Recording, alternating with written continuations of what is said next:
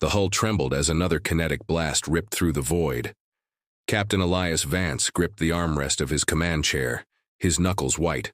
The view beyond the reinforced glass showed the chaos of war, silent explosions blooming like deadly flowers, metal debris drifting aimlessly, bodies frozen in time.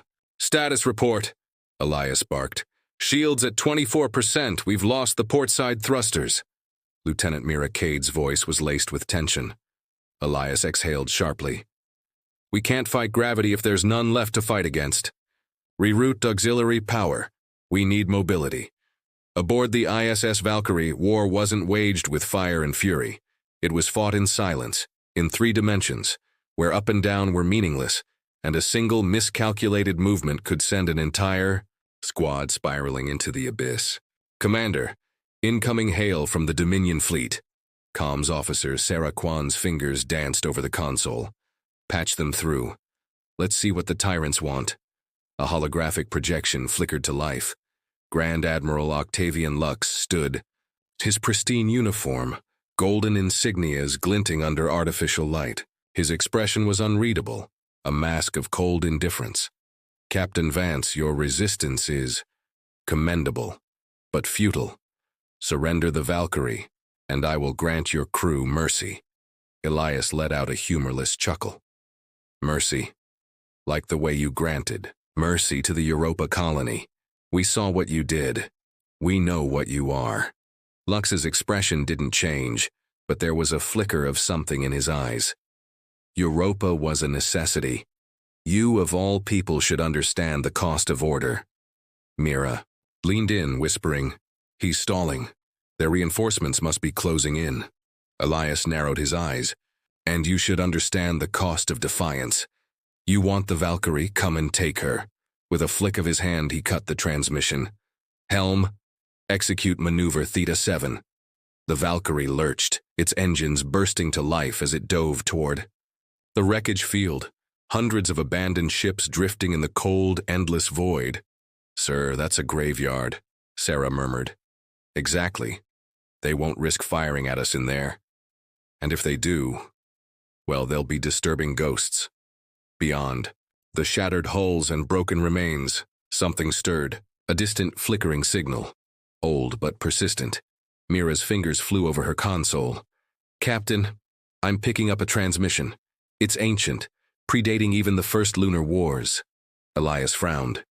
"On speakers. Let's hear what ghosts have to say." A garbled voice crackled through the bridge. "To any surviving vessels, this is Omega Station. We have the weapon." Silence fell over the bridge, heavier than the vacuum beyond their walls.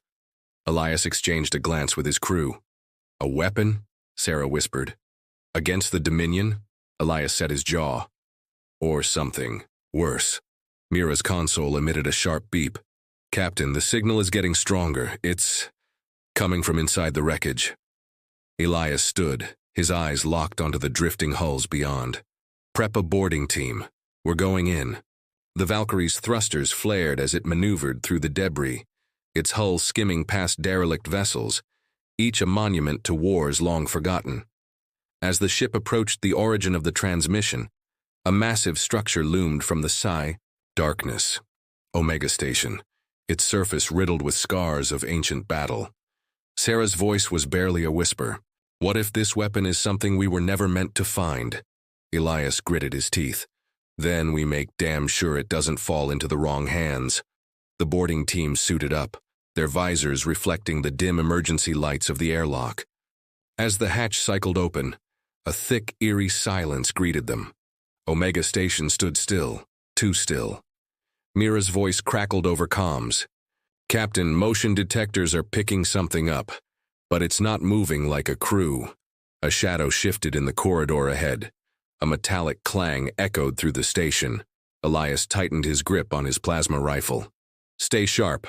Whatever's here, it's been waiting." The boarding party advanced in careful formation, their weapons raised. The station's corridors were lined with frost-coated panels, flickering emergency lights barely piercing the darkness. "Something's wrong," Mira muttered. "The oxygen levels are stable. This place should be completely depressurized." A sudden burst of static made everyone flinch. Sarah's voice crackled through the comms. "Captain, I just lost visual on your team's biosignatures. The station. It's interfering with our scanners." Elias didn't like that. "Keep an open channel and relay any movement to Valkyrie's AI. We're going deeper."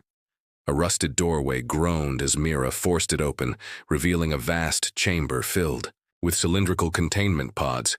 Each one held a humanoid figure, their faces obscured by a thin layer of frost. "Cryostasis," whispered Lieutenant Cade, stepping closer. "But these aren't Dominion soldiers. They're uniforms. They're pre-Dominion." Before the war, a console flickered to life at the center of the room, its screen flashing an urgent message: "Containment breached." A low hiss echoed through the chamber. One of the pods was opening.